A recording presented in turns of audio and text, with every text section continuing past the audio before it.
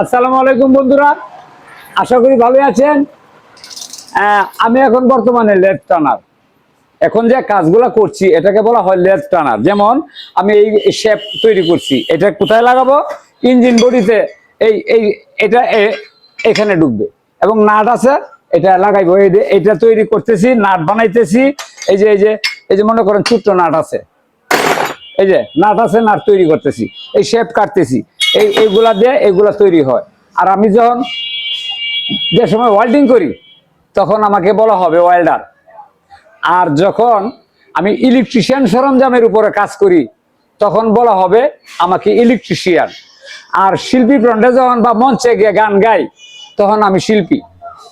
আচ্ছা, আর যখন বিভিন্ন বাদ্যযন্ত্র বাজাই আমাকে বলা হবে আমি বাদক।